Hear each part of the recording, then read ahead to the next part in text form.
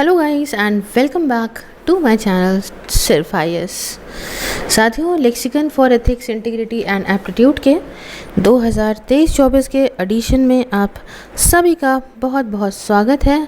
मैं प्रसन्ना वर्मा आज आपके लिए लेकर आई हूँ इसका चैप्टर नंबर 12 का पार्ट 3। चैप्टर का नाम है इंटरनेशनल रिलेशन एंड एथिक्स। और आइए शुरू करते हैं। यहाँ दोस्तों जो हमारा आज का पहला टॉपिक है वो है ethical issues in international affairs का। साथियों, जो लोग रियलिज्म को या रियल पॉलिटिक को प्रपोर्ट करते हैं इंटरनेशनल अफेयर्स में, वो इस बात का क्लेम करते हैं कि यहाँ पे कोई भी जगह नहीं है मोरालिटी की स्टेट डिसीजन मेकिंग में।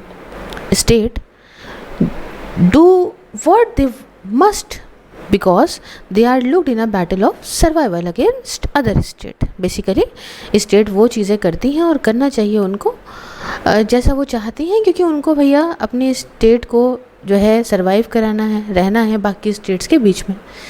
इस तरीके से थिंकिंग जो है एथिक्स ये लग्जरी है जिसके लिए लीडर्स और स्टेट के पास कोई समय नहीं।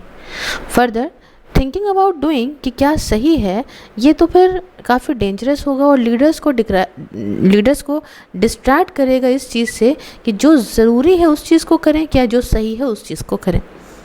अच्छा, दूसरी साइड देखें तो कुछ लिबरल थिंकर्स का ये आर्ग्यू करना है कि सारे ही जो एक्ट जो होते हैं उनके कुछ मॉरल इम्प्लीकेशंस होते हैं। Now where starker than in the international realms of war and peace, intervention, human rights, globalization and development। As humans हम खुद को अलग नहीं कर सकते एथिकल रिपरकर्शन से हमारे किए गए कर्मों की वजह से।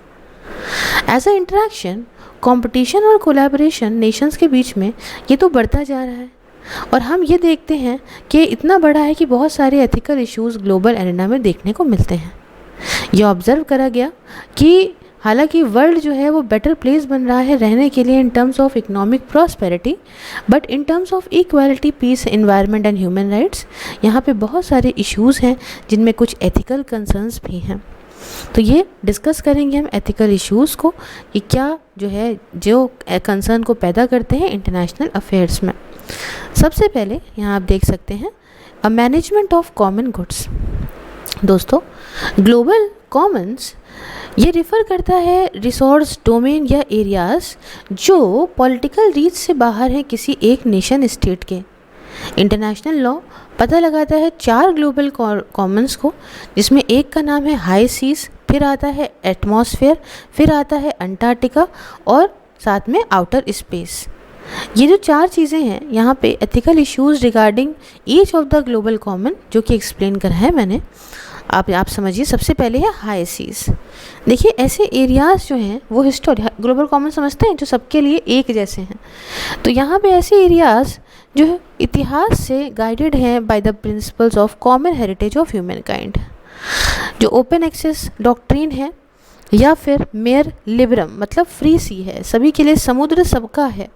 हालांकि अब देश जो हैं उन्होंने क्लेम करना शुरू कर दिया है सोवेनिटी को इन हाई सीज़ में, ये कह के क्योंकि वहाँ पे काफ़ी स्ट्रेटजिक इम्पोर्टेंस है, जियोपॉलिटी है, कमर्शियल यूज़ होता है। हालांकि ये रिस्ट्रिक्शन जो है वो वायलेट करती है यूएन क्लॉज की प्रोविज़न को। ये जो रिस्ट्रिक्ट करता है राइट ऑफ अदर कंट्रीज़ को कि वो यूज़ नहीं कर पाएंगे रिसोर्सेज को वहाँ के। तो इससे एक एथिकल क्वेश्चन उठता है कि क्या सोवेनिटी को क्लेम करना हाई सीज के ऊपर ये एथिकली करेक्ट है। जैसे हम देखते हैं ना, चाइना वाइना कहते हैं ये साउथ चाइना सी का हिस्सा हमारे ही हो गया, तो क्या सही बात है। उसके बाद अंटार्कटिका। देखिए, आजकल हम नोटिस कर रहे हैं कि अंटार्कटिका में बहुत ज़्यादा बुरी तरीके से रैपिड डिग्रेडेशन हो रहा है एनवायरनमेंट का। क्यों? क्योंकि वहाँ ह्यूमन का प्रेशर बढ़ रहा है, जैसे पोल्यूशन वगैरह इफ़ेक्ट्स वहाँ ग्लोबल वार्मिंग के देखने को मिल रहे हैं। वहाँ क्या बढ़ रहा है? पोल्यूशन जो बढ़ ही रहा है विश्व में, उसकी वजह से अंटार्कटिका की आइस पे बहुत असर पड़ रहा है। तो क्या ये एथिकली करेक्ट है देशों के लिए कि हम अंटार्कटिका का एनवायरनमेंट ख़राब कर रहे हैं और आने वाले वक्त में जिसमें बहुत ज़्यादा ख़राब रिपरकशंस हो सकते हैं। उसके बाद हम बात करते हैं क्लाइमेट चेंज की। देखिए, कंट्रीज़ जो हैं वो डिवाइडेड हैं on the issue of CBDR, that is common but differential responsibilities में। And on technology transfer and funding arrangement में भी। और उसके बाद आता है आउटर स्पेस।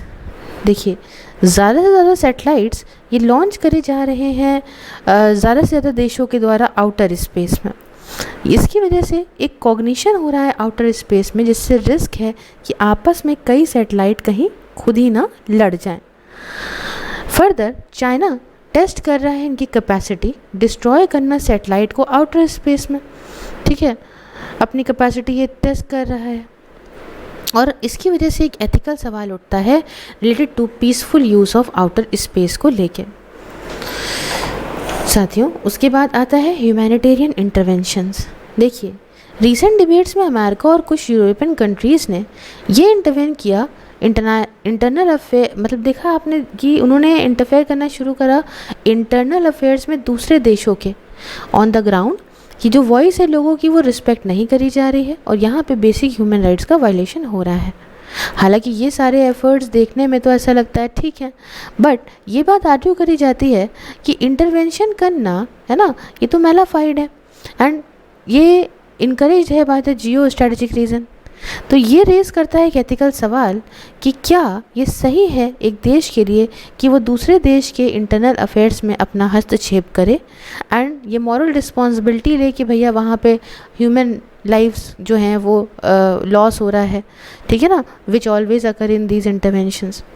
तो अब यहाँ पे समझते हैं ह्यूमैनिटेरियन इंटरवेंशन समझा, फिर आई बात डिसआर्मामेंट की। देखिए एक हमने समझा था मैनेजमेंट ऑफ कॉमन गुड्स, उसके अंदर जो 4 चीज़ें थी वो बताई मैंने आपको, दूसरा है ह्यूमैनिटेरियन इंटरवेंशन, फिर है डिसआर्मामेंट। देखिए आयरॉनिकली जो कॉजेज़ हैं डिसआर्मामेंट के ये प्रमोट करे जाते हैं उन देशों के द्वारा जिनका मैसिव रिजर्व है न्यूक्लियर आर्मामेंट्स में, मिसाइल में और न्यूक्लियर पावर्ड सबमरीन में। फर्दर देश जैसे यूएसए वो इम्पोज करते हैं इकोनॉमिक और दूसरे सैंक्शन को उन देशों पे जैसे ईरान वगैरह पे, ताकि वो अपना न्यूक्लियर वेपन ना डेवलप कर पाएँ। ये बात आप जानते हो। तो यहाँ पे एक ऐसा सवाल उठता है जिसका कोई जवाब नहीं मिला कि क्या कैसे, मतलब हाउ इट इज़ एथिकल, ये कैसे एथिकल है देश के लिए कि वो इम्पोज कर रहा है सैंक्शन दूसरों पे और अपने खुद के न्यूक्लियर वेपन्स को तो नहीं डिस्ट्रॉय कर रहा है। ठीक है, जस्ट अ सेकेंड गाइस।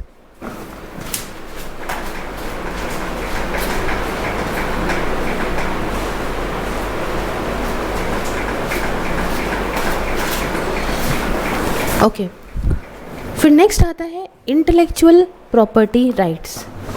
ये क्या है? देखिए दोस्तों, डेवलप्ड कंट्रीज़ ये रोकती हैं गरीब देशों को कि आप नई नई टेक्नोलॉजी एक्सेस नहीं कर सकते, लगा के उनके ऊपर कुछ रेस्ट्रिक्टिव क्लॉसेस को इंटेलेक्चुअल प्रॉपर्टी राइट्स के। ये एक विडंबना है कि सेम रेस्ट्रिक्टिव प्रोविजंस ये अप्लाई होती हैं उन चीज़ों पे जैसे लाइफ सेविंग मेडिसिन पे भी। आपने कोविड के टाइम पे देखा था जब ये कहा गया था अरे भैया आपने लाख रिसर्च करा हो लेकिन जिससे सबकी जान बच सकती है उसका तो पेटेंट मत लीजिए, अभी के लिए तो ये चीज़ रिलैक्स करिए। तो इस डिबेट में ये काफ़ी ज़रूरी है समझना कि क्या ये जस्टिसेबल है इस देश के लिए या कंपनी के लिए कि अपने इंटेलेक्चुअल राइट्स को प्रोटेक्ट करने के चक्कर पे आप अपने बेनिफिट्स जो आपको कमर्शियल बेनिफिट हो रहे हैं उसके चक्कर में आप उस टेक्नोलॉजी को शेयर नहीं कर रहे हो, जिससे और ज़्यादा मानवता बढ़ सकती है, हो सकता है कि दूसरों के वो अच्छे से काम आ जाए। और लास्ट में ट्रेड नेगोशिएशन और दोहा राउंड। देखिए Doha round of World Trade Organization ये पेंडिंग है रीच करने के लिए किसी एक अग्रीमेंट पे। इस कॉन्टेक्स्ट में बेसिक सवाल ये उठता है कि क्या डेवलपिंग कंट्रीज़ ये एथिकली और मॉरली सही हैं जब ये डिमांड करती हैं रिलेटिवली हायर कंसेंसस को इंटरनेशनल ट्रेड में। इन सारे एथिकल इश्यूज़ में जो मेजर एथिकल डिलेमा फेस करता है देश, ये चूज़ करना होता है बिटवीन इंटरनेशनल इंटरेस्ट देखें या एथिकल रिस्पॉन्सिबिलिटी देखें। और ये देखा गया है कि जो देश यहाँ पे अपने इंटरनेशनल इंटरेस्ट को देखते हैं बिना वेटेज दिए अपनी एथिकल रिस्पॉन्सिबिलिटी को, फॉर एग्ज़ाम्पल कंट्री कोशिश कर रही होती है कि वो पता लगाए है ना नए सी रूट को अक्रॉस आर्टिक तक, बिना इस बात को ध्यान दिए कि ये बहुत हार्मफुल होगा, ग्लोबल वार्मिंग पैदा करेगा, ऑलरेडी जो मेल्टिंग आर्टिक आइस है उसको और मेल्ट करेगा। लॉन्ग टर्म में अगर मैं बताऊँ ना, तो ये बहुत बेकार होगा, ना सिर्फ दूसरे देशों के लिए बट प्रमोटर कंट्री के लिए भी। इसलिए ये नेसेसरी है कि हम कंसिडर करें एथिकल ग्राउंड्स को इंटरनेशनल एरेना में, एज ओनली एक होलिस्टिक अप्रोच ही यहाँ इंश्योर करा सकती है इक्वल और सस्टेनेबल डेवलपमेंट को वर्ल्ड के और उसके लोगों के। तो अब थोड़ा सा और चीज़ें हम डिस्कस कर लेते हैं। एथिकल इश्यूज़ क्रॉपिंग अब कर रहे हैं जो पूरे विश्व के अंदर, उसको और समझ लेते हैं। जैसे ये देखो आप, ये एक बहुत इम्पॉर्टेंट चीज़ है, हज़ार्डियस वेस्ट को डंप करना गरीब देशों में। देखो 100,000 डिस्कार्डेड आइटम जैसे कंप्यूटर, गैजेट्स जो ब्रिटिश लॉ के अंदर हैं, ये डिसमेंटल और रिसाइकिल करे जाते हैं स्पेशलिस्ट कॉन्ट्रैक्टर्स के द्वारा। ये पैक करे जाते हैं कार्गो कंटेनर में और ऐसे देशों में भेज दिए जाते हैं, जैसे नाइजीरिया और घना में। और यहाँ पे ये समझ लीजिए, they are stripped of their raw materials by young man and children, जो बेचारे पॉइजनस वेस्ट डंप में काम कर रहे हैं। देखिए, Basel convention on control of transboundary movement of hazardous waste and their disposal, ये डिज़ाइन करा गया था ताकि हम मूवमेंट हज़ार्डियस वेस्ट का कम कर सकें देशों के बीच में, एंड खासकर ट्रांसफ़र हज़ार्डियस वेस्ट का डेवलप से लेस डेवलप्ड कंट्रीज़ में रोक सकें। कुछ देश जैसे यूनाइटेड स्टेट्स ने साइन किया था कन्वेंशन को, बट रेटिफाई नहीं करा था। तो ये डिनाउंस होगा सरकारों के लिए जो परमिट करती हैं अब्यूज़ेस, बट बहुत सारे देश ये अभी भी यहाँ पे पुलिस ट्रांसनेशनल कॉरपोरेशन को एडिक्वेटली, मतलब ऐसे कहने, but many countries are unable to police transnational corporation adequately even if they want to. देखिए, पचा नहीं पाते, चीज़ें बता नहीं पाते कि हमारे यहाँ हो रहा है। तो कॉम्बिनेशन इफ़ेक्टिव इन्फोर्समेंट का और इनएडिक्वेट रेगुलेशन का, इससे क्या होता है कि बिहेवियर ऐसा हो जाता है बाय अनस्क्रप्चरस कंपनीज, जो पूरी तरह से गलत है। तो ये जो कल्चरल रिलेटिविज़म है, ये मॉरली ब्लाइंड है ऐसे इश्यूज़ को लेके, बट क्लियरली ये एक अनएथिकल प्रैक्टिस है। यहाँ पे फंडामेंटल वैल्यूज़ भी हैं जो क्रॉस करती हैं कल्चर्स को, कंपनीज़ को, और मस्ट अपहोल्ड देम। तो ये चीज़ हो गई। नेक्स्ट आती है फॉरेन एड और ग्रांट। देखिए, फॉरेन एड और ग्रांट ये दी जाती है फॉरेन कंट्रीज़ के द्वारा इकोनॉमिक डेवलपमेंट, टेक्निकल या मिलिट्री एड के तौर पे, जो एक देश दूसरे देश को देता है ताकि वहाँ पे रिलीफ और रिहैबिलिटेशन किया जा सके, इकोनॉमिक स्टेबलाइजेशन हो या म्यूचुअल डिफेंस हो सके। ये जो शुरुआत हुई ऐसी सपोजली एथिकल एल्ट्रुइज्म की, हालांकि वाइडली डिबेट का कारण है। इस बात को ध्यान रख के यूनाइटेड स्टेट्स ने फर्स्ट रिकग्नाइज करा यूज़फुलनेस को फॉरेन एड की, कि ऐसा तरीका है डिप्लोमेसी का वर्ल्ड वॉर 2 में। और ऐसा प्रोग्राम पॉलिसी मेकर्स का ये मानना है कि ये 3 उद्देश्यों को पूरा करेगा। ये फर्निश करेगा ह्यूमैनिटेरियन असिस्टेंट को नीडी लोगों के लिए, ये प्रमोट करेगा liberal capitalist model of development को दूसरे देशों में, एंड साथ में इन्हांस भी करेगा नेशनल सिक्योरिटी को। US commitment to foreign aid since has amounted to well $1 trillion, है ना, not counting hundreds of billion जो ज़्यादा डोनेट करी जाते हैं International Monetary Fund, World Bank और दूसरे मल्टीलैटरल एजेंसीज़ के द्वारा। हमेशा से एक कंट्रोवर्शियल प्रोग्राम फॉरेन असिस्टेंट का मतलब सबसे ब्रॉडेस्ट सपोर्ट आया है अर्ली कोल्ड वॉर एरा में। उस समय जो एफर्ट थे अंडरमाइन करने के लिए कम्युनिज्म को, ये अंदर तक चले गए सारे ही एड कंसिडरेशन में। इसमें सारे ही था, including the plight of the poor, the expansion of democracy abroad, the US economic goals that my be serve by foreign assistant, जैसे कि स्टिमुलेटिंग प्राइवेट इन्वेस्टमेंट या ओपन अप करना मार्केट्स को अमेरिकन प्रोडक्ट्स के लिए। अब देखिए, डेवलपमेंट एड जो है ये बहुत लंबे वक्त तक रिकॉग्नाइज करी जाती है, क्रूशियल चीज़ है मदद करने के लिए गरीब डेवलपिंग नेशंस को कि वो पॉवर्टी से बाहर आ सकें। बट ट्रेड नॉट एड ये माना जाता है कि एक इम्पॉर्टेंट पार्ट है डेवलपमेंट का जो कुछ देश प्रमोट करें। एड तो फॉरेन पॉलिसी है ना, ये तो क्या होगा, must to aid the donor not the recipient. तो इसका एक जियोपॉलिटिकल वैल्यू जो है वो डोनर कंट्रीज़ के लिए, फॉर एग्जांपल एड बढ़ गई थी जब कोल्ड वॉर हुई थी, है ना, जब cold war had to be fought. ये ऑब्जर्व करा गया कि हालांकि ऑफिशियल डेवलपमेंट एड ये नॉर्मली एक्सपेक्ट करी जाती है प्रोवाइड करने के लिए नए कैश रिसोर्सेज को रेसिपेंट कंट्रीज़ के लिए बढ़ाने के लिए development spending increasing portion of ODA ये स्पेंड करा जाता है इमरजेंसी रिलीफ में इन countries that donors have deemed critical for security reasons. For example, while a large amount of aid दी जाती है अफ़गानिस्तान और ईरान को, लेकिन जो ये ऑफिशियल डेवलपमेंट एड है ये ऐसा समझिए कि ये बेयरली बढ़ी है मीट करने के लिए अपना मिलेनियम डेवलपमेंट गोल, जो आज के सस्टेनेबल डेवलपमेंट गोल्स हैं उनको, तो उसके लिए क्यों नहीं दी जा रही है एड? इसलिए एड की जो फ्लो है लार्जली डिक्टेटेड होता है जियो स्ट्रेटेजिक कंसर्न से, ना कि एफर्ट्स ऐसे लिए जाते हैं जिससे गरीबी कम हो। फर्दर मोर ये भी आर्ग्यू करने वाली बात है कि जो इफ़ेक्ट्स हैं फॉरेन एड के जो फैल रहे हैं ये बहुत ही कम हैं than its backwash effect due to बहुत सारे सोशियो पॉलिटिकल, इकोनॉमिक और एडमिनिस्ट्रेटिव रीजंस की वजह से। इसलिए foreign aid even at concessional terms ये बर्डन जो है लागू कर सकती है डेवलपिंग कंट्रीज़ पे और उनकी ग्रोथ रोक सकती है। कॉन्सिक्वेंटली जो कैपिटल अवेलेबल कराई जाती है लाइकली जो है, मतलब आप देखो ना as has happened in Tanzania, Ethiopia. अच्छा अभी मैं आपको बताऊं, जो अभी आपने एक ब्रिटिश से बहुत बढ़िया चीज़ सुनी होगी, जो इतने $बिलियन ले लिए इंडिया ने जब इंडिया चंद्रयान 3 लॉन्च कर सकता है, ऐसा वेस्ट ने कहा था ना, तो हमारा पैसा क्यों ले लिया?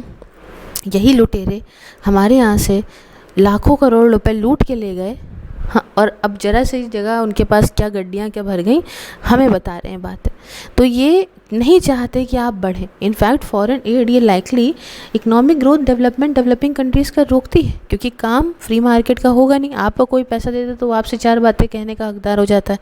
तो ये तो दे रहे हैं तो समझिए करप्शन हो सकता है, बहुत सारे मनी क्रिएट होगा, स्टेट क्रिएटेड डिस्टॉर्शन होगा, ब्यूरोक्रेटिक प्रोसीजरल डिलेज वगैरह होंगे। दो फॉरेन एड की वजह से रिसोर्सेज रेसिपिएंट कंट्रीज़ के बढ़ते हैं, बट ये फॉलो नहीं करता कि that it will accelerate the development बढ़े, ये बात नहीं है, है ना। तो ये सारी चीज़ें हैं। एड इज़ ऑफन वेस्टेड इन सारी कंडीशंस पे। जो recipient must have over price goods services from donor countries से ले लिया उसने, महंगे महंगे चीज़ें खरीद ली वहाँ से। हाँ, ज़्यादातर एड एक्चुअली जा ही नहीं पाती है गरीबों तक, उनकी ज़रूरतें पूरी नहीं करती है। एड का अमाउंट इतना छोटा होता है रिच कंट्री के प्रोटेक्शनिज्म से कि ये market access poor country product को मिलते ही नहीं पाता। वाइल जो अमीर देश होते हैं ना, वो एड का यूज़ कर देते हैं ऐसी चीज़ पे जिससे वो पुअर कंट्री मार्केट में अपने प्रोडक्ट को फटाक से घुसेड़ देते हैं। और बड़े बड़े प्रोजेक्ट और massive grand strategies often fail कर जाती हैं मदद करने में वल्नरेबल को, as money can often be embezzled way. Recent आप देखो फॉरेन एड में जो बढ़ा है वो हमें नहीं दिखाता पूरा सच्चाई इन अमीर देशों का कि जेनरॉसिटी है या कमी है। यहाँ पे बहुत ही शार्प डिक्लाइन है एड में for agriculture development, rising share in the total aid outlets of humanitarian aid in response to emergency as oppose to long term development को लेके। आप देखते हो ना पूरे कंट्रीज़ को कहाँ कौन एड मिल रही है, बस ये है ह्यूमैनिटेरियन एड लेते रहो।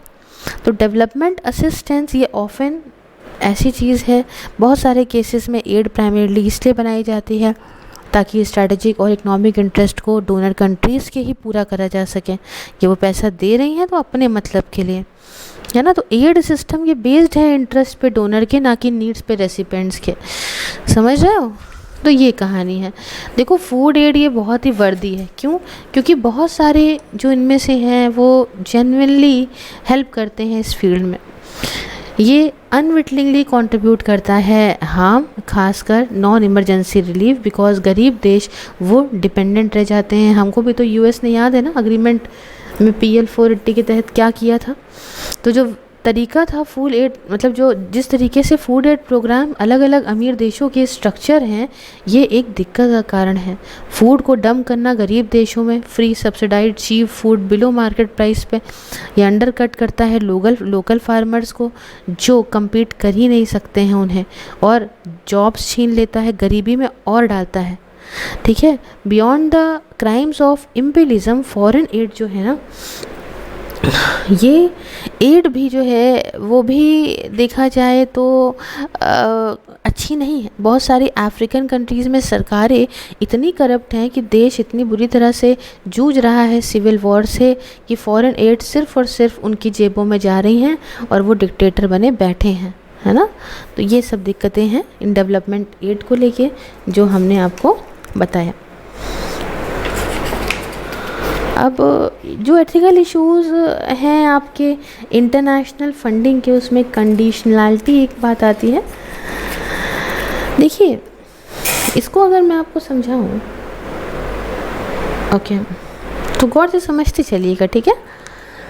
तो कंडीशनलिटी ऐसा कॉन्सेप्ट है इंटरनेशनल डेवलपमेंट, पॉलिटिकल इकोनॉमी और इंटरनेशनल रिलेशन में, जो यूज़ ऑफ कंडीशंस जो भी अटैच है लोन से, डेप्थ रिलीफ से, बायलैटरल एड से या मेंबरशिप ऑफ इंटरनेशनल ऑर्गेनाइजेशन से, typically bye international financial institution, regional organisations या डोनर कंट्रीज से, ठीक है। तो ये सब इससे अटैच है। इस कॉन्टेक्स्ट में इंटरनेशनल फंडिंग के जो ये कंडीशनलिटी है, ये टिपिकली एम्प्लॉय है by the International Monetary Fund, World bank या डोनर देश के द्वारा, जो विद रिस्पेक्ट टू लोन्स, है ना, किस चीज़ को लेके कंडीशन है ये, लोन्स, डेप्थ रिलीफ और फाइनेंशियल एड्स को लेके। अब आपने सुना होगा बहुत बार कि भाई पाकिस्तान ने लोन मांगा, है ना, या 1991 में जब हम लोगों ने भी IMF से लोन लिया था, हमारे यहाँ फाइनेंशियल क्राइसिस आई थी, तो उसी समय भैया उन्होंने क्या कहा था कि आपको अपनी मार्केट को भी लिबरल करना पड़ेगा। यही तो बात थी कि LPG रिफॉर्म्स फिर आए बाद में हमारे यहाँ, तो ये सब चीज़ें तो उनकी कंडीशंस रहती हैं। आइए थोड़ा मैं समझाती हूँ।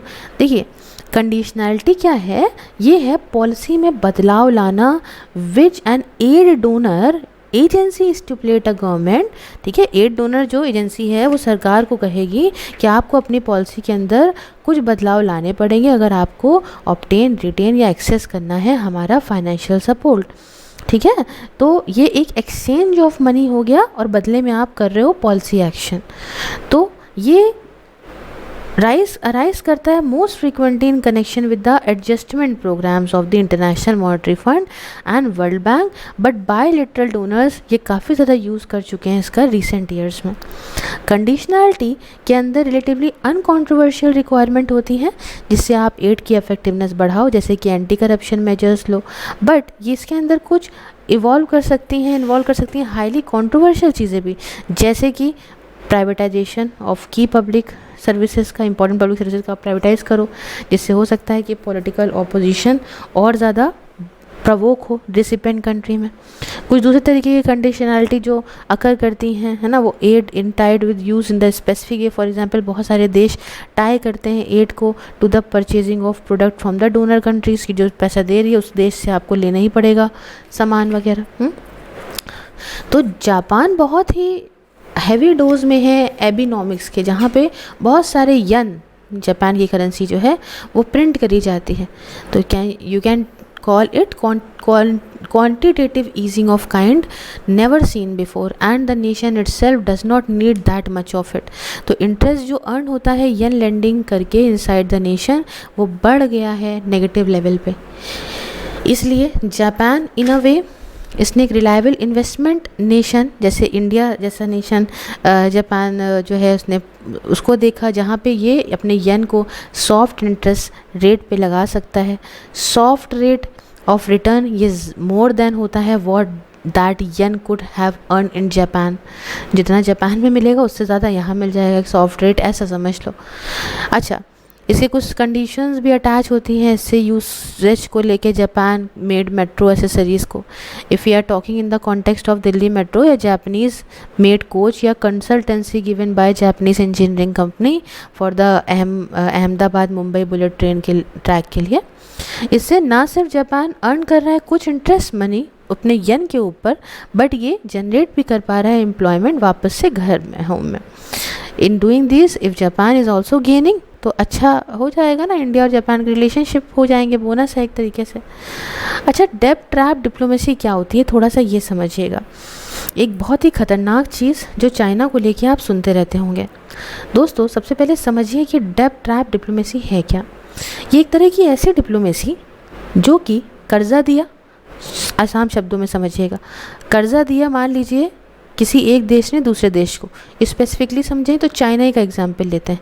चाइना ने दिया कर्जा दिया, इंटेंशनली दिया, और कर्जा दिया दूसरे देश को, और दिया, उसको मालूम था ये लौटा नहीं पाएगा, इतने हायर रेट पे दिया कि डेप्ट जिसने कर्जा लिया था वो कंट्री एकदम ही जो है वो लौटा ही नहीं पा रही है, उनकी डेप्ट ऑब्लिगेशन के साथ मीट ही नहीं कर पा रही है। अब कंडीशन जो लोन को लौटाने की है वो इतनी ख़तरनाक है कि वापस लौटाना बड़ा मुश्किल है ना। तो अब क्या है कि उस पर्टिकुलर जगह के कुछ चीज़ें हड़प ली गई उस देश के द्वारा जिसने लोन दिया था। तो जो डेब्ट ट्रैप डिप्लोमेसी है ये टर्म पहली बार यूज़ करा गया था इंडियन एकेडमिक ब्रह्मा चिनेले के द्वारा डिस्क्राइब करने के लिए नंबर ऑफ लोन जो ये चाइना ने दिया है साउथ और साउथ ईस्ट एशिया के देशों को। क्या करेगा, हाँ, जब भाई देश नहीं लौटा पाएगा सामने वाला इनका पैसा, तो वहाँ के रिसोर्सेज यूज़ करना शुरू करेगा, वहाँ की लैंड कब्जे लेगा। तो इनिशिएटिव करा गया था इस महान चीज़ का चाइना के द्वारा। क्रिटिक्स चाइनीज़ लैंडिंग प्रैक्टिस के इस बात को इल्ज़ाम लगाते हैं कि बहुत सारे लोन्स जो एसोसिएटेड हैं चाइना के बेल्ट और रोड इनिशिएटिव से, ये इंफ्रास्ट्रक्चर बनाने को लेके यूज़ करके चाइनीज़ कॉन्ट्रैक्टर का स्ट्रेटेजिकली लोकेटेड आपके जो डेवलपिंग कंट्रीज़ हैं, ये एक तरीके का डेप्थ ट्रैप ये है क्या कहते हैं, डिप्लोमेसी ही है एक तरीके से। और क्रिटिक्स दोनों ही वेस्टर्न और इंडियन और अफ्रीकन मीडिया के इन्होंने क्रिटिसाइज़ करा है सीक्रेट तरीके से जो कंडीशन ये रखता है अपने लोन्स की, एज वेल एज इतना हाई रेट ऑफ इंटरेस्ट रखता है। श्रीलंका इसका बहुत बड़ा एग्जाम्पल है, एग्जाम्पल तो इसका पाकिस्तान भी है। श्रीलंका में लेकिन हमने सबसे बुरी तरह देखा था, बहुत ही करीबी एग्जाम्पल है, चाइना का लोन लिया श्रीलंका की सरकार ने bye EXIM bank of China बनाने के लिए अपना मगमपुरा महिंद्रा राजपक्षा पोर्ट और मत्ताला राजपक्षा इंटरनेशनल एयरपोर्ट।